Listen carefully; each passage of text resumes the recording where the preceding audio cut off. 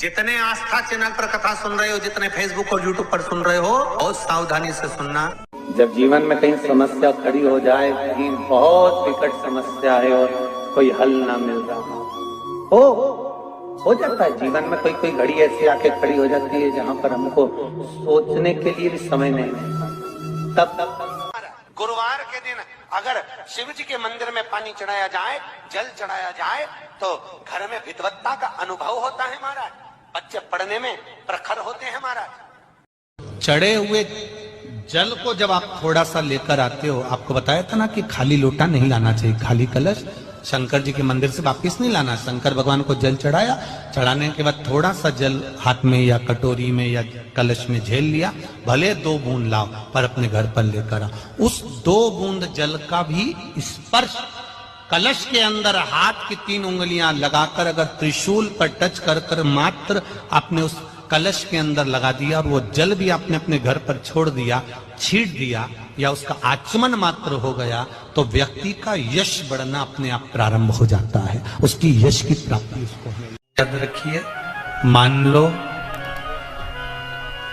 घर में अगर लक्ष्मी नहीं आ रही, किसी कारणवश कोई कार्य ऐसा हो गया हो कि आप बहुत मेहनत कर रहे हो, सफलता नहीं मिल रही हो, लक्ष्मी प्रवेश नहीं कर रही हो, तो महाराज बेल का जो फल होता है, उस फल के अंदर का जो गुर्दा होता है, बेल के फल का अंदर का जो भाग होता है गुर्दा, उसको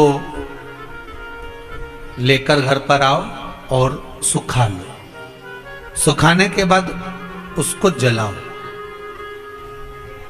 जलाकर उसकी भस्म तैयार करो। उस भस्म को अच्छा बढ़िया पीस लो, पीस कर कपड़े से छान लो महाराज।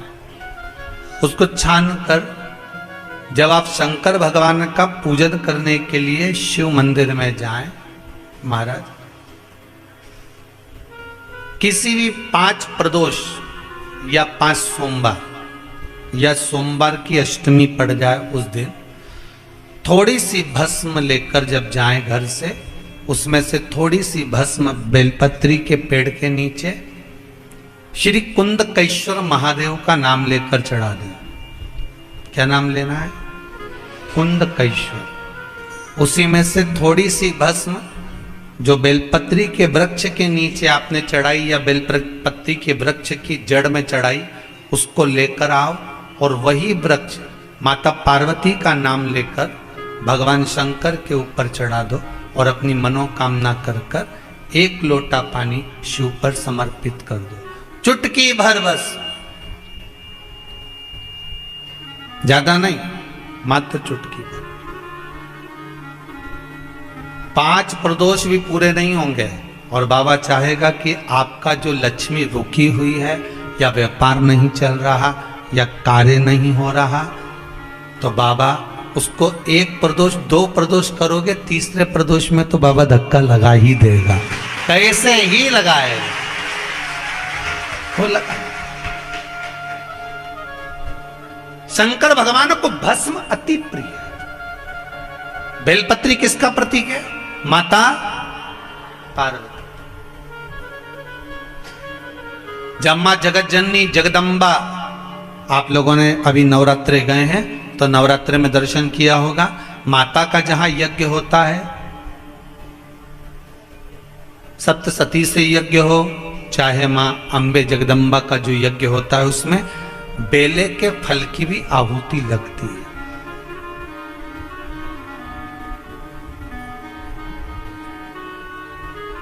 उस भस्म की बड़ी प्रबलता, बेल का जो गुर्दा होता है, उस गुर्दे की जो भस्म तैयार करी जाती है, उसका बड़ा महत्व है, बड़ा महत्व। महीने में 1 बार पानी के लोटे में, जल के पात्र में थोड़ा सा दूध डालकर, 5 काली मिर्ची डालकर शंकर को समर्पित करते रहो, तो जिंदगी में कभी घर के अंदर कोई बड़ी बीमारी। तो महाराज रुद्राक्ष की जो माला है वो अपने गले में हम धारण कर सकते हैं। अगर रेशम का उसमें धागा है तो मृत्यु आदि जगह में भी उसको पहनकर जाया जा सकता। माताओं के मन में ये बड़ा प्रसंग होता है, रुद्राक्ष की माला पहनेंगे, वो तो शिव का ही अवतार है, और हम रजस्वला धर्म में हो गए तो फिर रुद्राक्ष का क्या होगा? तो वो रेशमी वस्त्र में होगा। उदाहरण रेशमी, उसको धारण कर सकते हैं। तो यहां तीसरा जो सूत्र बताया है वो भगवान का रुद्राक्ष है महाराज। और जितना बारीक से बारीक, जितना छोटे से छोटा रुद्राक्ष होता है वो उतना फलदायी होता है महाराज, उतना फल, जितना छोटा उतना सुख का अनुभव कराए। चौथा सूत्र बताया। श्री शिवाय नमस्तुभ्यम दर्शकों, हर हर महादेव। स्वागत है आपका अपने YouTube चैनल त्रिनेत्र के उपाय में। दर्शकों, आज आपको इस वीडियो में पूजनी पंडित जी बहुत ही अचूक सा उपाय बताए हैं। आप इसे चमत्कारी भी उपाय कह सकते हैं, क्योंकि दर्शकों मात्र 5 दिनों में ही आपके कार्यों में सफलता मिलेगी। जैसे आपका कोई भी व्यापार हो, छोटा बड़ा, आपकी कोई दुकान हो, आपका कोई व्यापार है, आपका व्यापार चलता है फिर बंद हो जाता है, या आप बहुत ज्यादा परिश्रम करते हैं, बहुत ज्यादा आप परिश्रम करते हैं, आपको अपने परिश्रम का फल नहीं मिलता भी है तो भी आपके घर में पैसे आते हैं तो रुकते नहीं हैं, पैसे आपके फिजूल खर्च में चले जाते हैं। तो ऐसे में दर्शकों आप इस उपाय को 5 सोमवार भी कर सकते हैं और 5 प्रदोष भी आप कर सकते हैं। दर्शकों, हर महीने में आपकी 2 प्रदोष पड़ती है तो आप प्रदोष पे भी कर सकते हैं, नहीं तो एक महीने में आपका 4 सोमवार पड़ता है तो आप सोमवार के दिन भी करके देख लीजिएगा। आप प्रदोष के दिन भी कर सकते हैं और आप सोमवार के दिन भी कर सकते हैं। आपको यहाँ पे एक बेल का फल लेना है। बेल के फल को आप तोड़ लीजिएगा, उसके जो बीच का भाग होता है उसे आप निकाल कर सुखा लीजिएगा। सुखाने के बाद दर्शकों आप उसे किसी स्वच्छ बर्तन में जला लीजिएगा। जलाने के बाद दर्शकों आप उसे किसी भी सहायता से पीस लीजिएगा, मिक्सी वगैरह में। उसके बाद आप उसे स्वच्छ छलनी से छान लीजिएगा। छानने के बाद जब आप महादेव के मंदिर में जाते हैं, किसी पात्र में रख लीजिएगा, सुरक्षित पवित्र बर्तन में। उसके बाद जब आप जल लेके जाते हैं महादेव के मंदिर में, साथ में आप चंदन की तरह थोड़ा सा उसे भी लेके जाएं और अपने साथ एक घी का दीप लेके जाइएगा। प्रदोष काल में महादेव की शिवलिंग पर आप 1 लोटा जल समर्पित करें। बाद जो आप बेल का फल का चंदन बनाए हुए हैं उस चंदन को आपको लगाना है महादेव की शिवलिंग पे। पहले तो आपके आसपास कोई बेलपत्री का वृक्ष हो तो थोड़ा सा चंदन आप बेलपत्री के वृक्ष के नीचे लगाइएगा। उसके बाद उसी चंदन को आप महादेव की शिवलिंग पे लगा के एक घी का दीप आप प्रज्वलित कर दीजिएगा।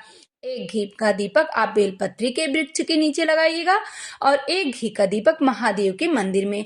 जो भी व्यक्ति प्रति सोमवार मतलब 5 सोमवार भी यदि आप विधिवत तरीके से इस उपाय को करेंगे तो आपको सफलता जरूर मिलेगी। और जब भी आप कोई उपाय करें तो अपने मन में विश्वास रख के ही करिएगा। श्री शिवाय नमस्तुभ्यम दर्शकों, हर हर महादेव।